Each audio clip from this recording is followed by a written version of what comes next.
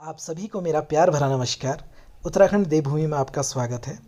आज के इस वीडियो में हम उत्तराखंड के बारे में जानेंगे, जहां 5 बद्री, 5 केदार और 5 प्रयाग हैं। इस वीडियो में हम 5 प्रयागों के बारे में जानेंगे, लेकिन उससे पहले वीडियो को लाइक करिएगा, शेयर करिएगा और ऐसे बहुत सारे इन्फॉर्मेटिव वीडियो देखने के लिए चैनल को सब्सक्राइब करना बिल्कुल भी मत भूलिएगा।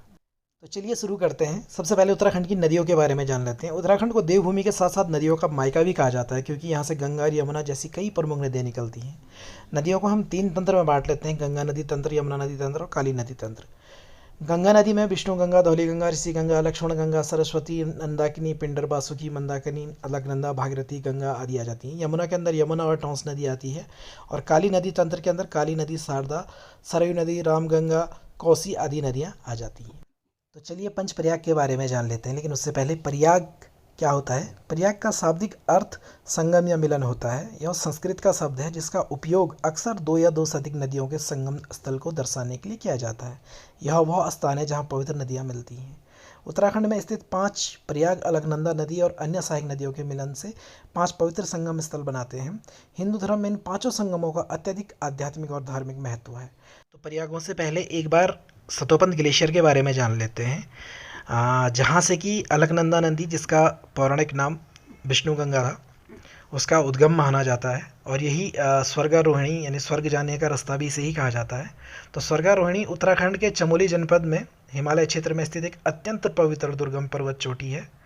हिंदू पौराणिक कथाओं के अनुसार इसे स्वर्ग का मार्ग माना जाता है और ये मान्यता है कि महाभारत के अंत में पांडवों ने इसी मार्ग से सशरीर स्वर्ग की यात्रा की थी। और कहा जाता है, जो आप लोग देख रहे होंगे इस वक्त, स्वर्ग की सीढ़ी इसे कहा जाता है। और स्वर्ग की सीढ़ी कथाओं के अनुसार धर्मराज युधिष्ठिर यहीं से अपने कुत्ते, जो कि स्वयं यमराज थे, के साथ सशरीर स्वर्ग गए थे। और महाराज इंद्र उनको लेने खुद यहाँ पर आए थे। इसी के ठीक नीचे सतोपंथ ताल है। उत्तराखंड के गढ़वाल हिमालय में 4600 मीटर की ऊंचाई पर स्थित यह रहस्यमयी और पवित्र हिम नदी झील है। पौराणिक मान्यताओं के अनुसार इस त्रिकोणीय झील में तीनों कोनों पर त्रिदेव यानी कि ब्रह्मा, विष्णु और महेश स्नान और ध्यान करते हैं। इसे बहुत ही पवित्र झील माना जाता है। और अलकनंदा नदी का उद्गम स्थल भी इसे ही कहा जाता है। और यहीं से अलकनंदा नदी बहती हुई गंगा में समाहित होती है।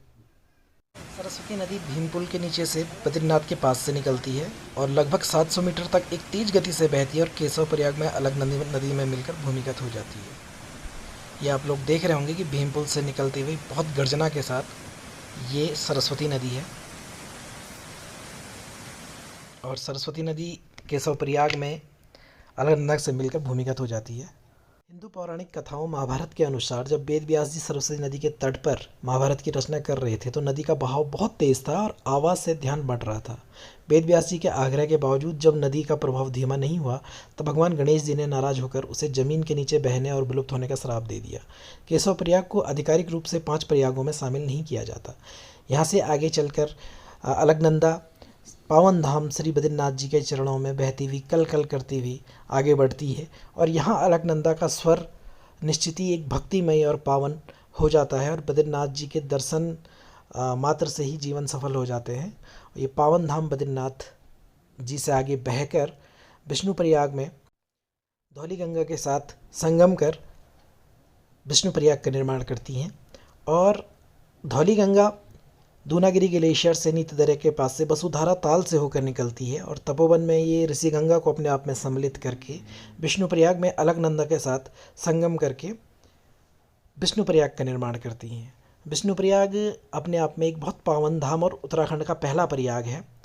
विष्णु प्रयाग का नाम भगवान विष्णु के नाम पर रखा गया है और यह एक प्रसिद्ध विष्णु मंदिर भी स्थित है।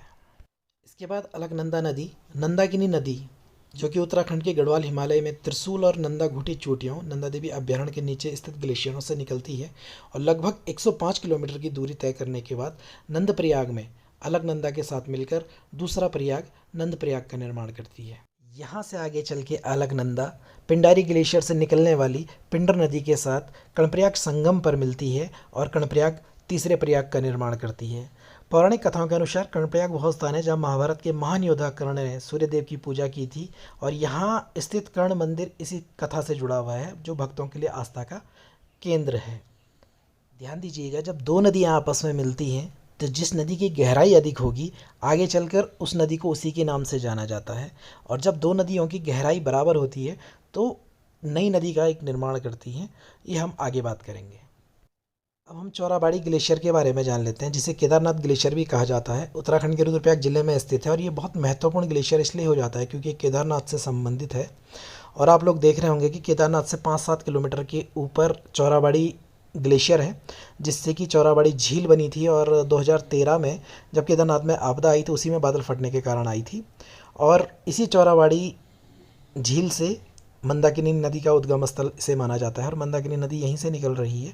आप लोग देख रहे होंगे कि ये मंदाकिनी नदी का उद्गम स्थल है और यहाँ से बहती हुई मंदाकिनी नदी धीरे धीरे पहुँचती है। और इस बीच एक और प्रयाग आता है, जिसे प्रयाग को भी हम आधिकारिक रूप से 5 प्रयागों में नहीं गिनते हैं, वो है सोनप्रयाग। सोनप्रयाग में मंदाकिनी नदी वासुकी नदी के साथ संगम करती है और ये सोनप्रयाग का निर्माण करती है। इसके आसपास त्रिजुगी नारायण और बासुकी ताल आदि पर्यटन स्थल है जहां आप विजिट कर सकते हैं। और यहाँ से आगे बढ़ के मंदाकिनी रुद्रप्रयाग में अलकनंदा के साथ संगम करके चौथे प्रयाग का निर्माण करती है, रुद्रप्रयाग का, जो कि केदारनाथ का द्वार भी कहा जाता है। और यहाँ पर भगवान शिव और पार्वती जी के मंदिर भी हैं।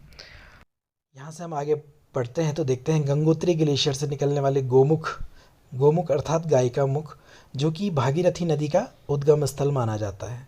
कई लोगों को ये मिथ होता है कि गंगोत्री से गोमुख से गंगा निकलती है, लेकिन नहीं, गोमुख से गंगा नहीं, भागीरथी निकलती है। और जब ये 205 किलोमीटर चलकर देवप्रयाग पहुँचती है तो वहाँ पर गंगा की सबसे बड़ी सहायक नदी अलकनंदा के साथ भागीरथी और अलकनंदा मिलकर देवप्रयाग का निर्माण करते हैं। और यहाँ से आगे, क्योंकि दोनों नदियों की गहराई बराबर है, तो यहाँ से आगे इसे पावन गंगा का नाम दिया जाता है और यहाँ से आगे गंगा बहती है। देवप्रयाग, जैसा कि नाम से ही आपको लग रहा होगा कि देवों का प्रयाग यानी देवताओं की भूमि में संगम, इसलिए ये पवित्र स्थान इसे माना जाता है। इसके बाद यहाँ से पावन गंगा का निर्माण होता है और यहाँ से पावन गंगा बनती है।